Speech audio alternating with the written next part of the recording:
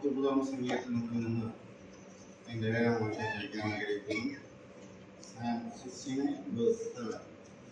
ഞാൻ വായിക്കുന്നത്, നിന്റെ നിമിത്തം ഞാൻ നിന്ന വഹിച്ചു, ലജ്ജ എൻ്റെ മുഖത്തെ മൂടിയിരിക്കുന്നു.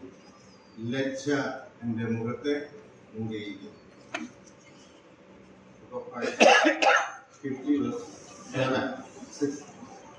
പ്രവചനം 50-ാം അധ്യായത്തിൻ്റെ 6-ാം വാക്യത്തിൽ ഇങ്ങനെയാണ് എൻ്റെ അവസാന ബോധം, എൻ്റെ മുഖം നിന്നയ്ക്കും തുപ്പലിനും മറച്ചിട്ടുമില്ല. സങ്കീർത്തനത്തിൽ നാം കണ്ടത്, സങ്കീർത്തനത്തിൽ ലജ്ജ എൻ്റെ മുഖത്തെ മൂടിയിരിക്കുന്നു. അവിടെ മൂടിയിരിക്കുന്ന മുഖം, ഫേസ് കവേർഡ്. പ്രവചനത്തിൽ വന്നപ്പോൾ അവിടെ വായിക്കുന്നത്, ഞാൻ എൻ്റെ മുഖം നിന്നയ്ക്കും തുപ്പലിനും മറച്ചിട്ടില്ല. Face covered but not hidden. മുഖം മറയ്ക്കാത്ത മുഖം, എന്നാൽ ലജ്ജ കൊണ്ട് മറഞ്ഞ മുഖം. കർത്താവിൻ്റെ മുഖഭാവങ്ങൾ, രണ്ട് വ്യത്യസ്ത രീതിയിലുള്ള മുഖഭാവങ്ങളാണ് നമ്മളവിടെ കാണുന്നത്. വൈവിധ്യമായ മുഖഭാവങ്ങൾ. ഒരു ഭാഗത്ത് ലജ്ജ കൊണ്ട് മുഖം മൂടിയിരിക്കുന്നു, എന്നാൽ മറുഭാഗത്ത് നാം കാണുന്നത് മറയ്ക്കാത്ത ഒരു മുഖം. എന്തിനാണ് മറയ്ക്കാത്തത്? നിന്നയ്ക്കും തുപ്പലിനും. നിന്നുകൊണ്ട് മറഞ്ഞിരിക്കുന്ന മുഖം, എന്നാൽ നിന്നയ്ക്കായിട്ട് ഉറക്കപ്പെട്ടിരിക്കുന്ന മറയ്ക്കാത്ത മുഖം. നമുക്കറിയാം, സങ്കീർത്തനത്തിൽ അതിന്റെ അവസാന വാക്കുകളിൽ നാം വായിക്കുന്നുണ്ട്, 20-ാം വാക്യത്തിൽ, നിന്ന എന്റെ ഹൃദയത്തെ തകർത്തു. ഒരു മനുഷ്യന്റെ ഹൃദയത്തിൽ നിന്നുണ്ടാകുന്ന നിന്ന, അതിന്റെ വേദനയുടെ ഒരു എക്സ്പ്രഷൻ ആണ് ആ ഫേസിൽ കാണുന്നത്. നമുക്കറിയാം, നമ്മൾ നിന്ദിക്കപ്പെട്ട് കഴിഞ്ഞാൽ, അപമാനിക്കപ്പെട്ട് കഴിഞ്ഞാൽ അതിൻ്റെതായ പ്രകടനം നമ്മൾ മുഖത്ത് കാണുവാൻ കഴിയും. ലജ്ജിതരായിട്ട് മാത്രമേ നിൽക്കുവാൻ കഴിയുള്ളൂ.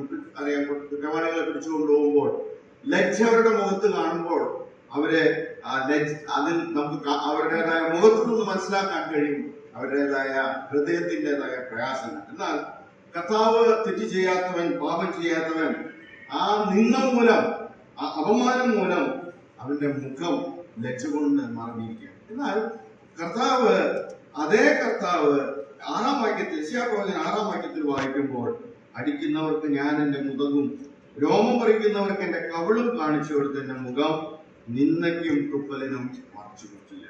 നാം നേരത്തെ ഓർത്തതുപോലെ പിതാവിന്റെ ഇഷ്ടം നിറവേറുവാൻ എന്ന കർത്താവ് ഇതൊന്നും മറച്ചു വെച്ചില്ല.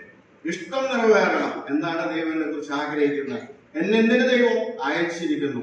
സമ്പൂർണമായ ഉൾക്കൊണ്ടുകൊണ്ട് ആ നിന്നയെ ധീരപൂർവം നേരിടുന്ന കർത്താവിനെയാണ് നമ്മൾ കാണുന്നത്. എന്നാൽ കർത്താവ് അവനെ കൈവിടുന്നില്ല. 7-ാം വാക്യത്തിൽ വായിക്കുന്നത്, കർത്താവ് എന്നെ സഹായിക്കും, അതുകൊണ്ട് ഞാൻ അമ്പരന്ന് പോവുകയില്ല. അതുകൊണ്ട് ഞാൻ എൻ്റെ മുഖം തീക്കല്ല് പോലെ ആക്കിയിരിക്കുന്നു. തീക്കല്ല്, ഏറ്റവും ഷാർപ്പായിരിക്കുന്ന ഒരു ഇതാണ് തീക്കല്ല്, കല്ല് എന്ന് പറയുന്നത്.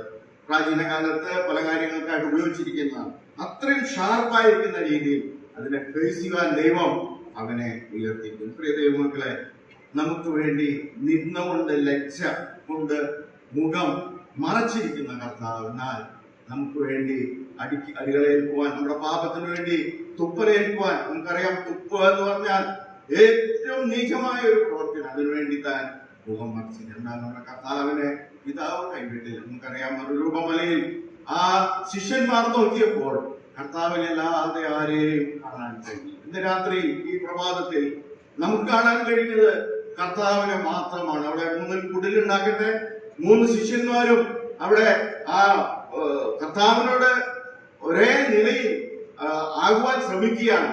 എന്നാൽ അവിടെ കർത്താവിനെ അല്ലാതെ ആരെയും കാണുവാൻ കഴിയും. ഈ പ്രഭാതത്തിൽ നമുക്ക് കാണുവാൻ കഴിയുന്നത് നമ്മുടെ കർത്താവായ യേശു ക്രിസ്തുവിനെ മാത്രമാണ്.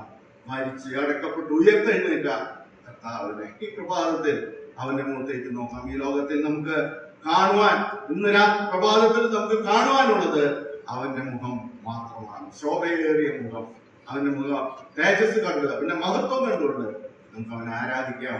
ദൈവനാമം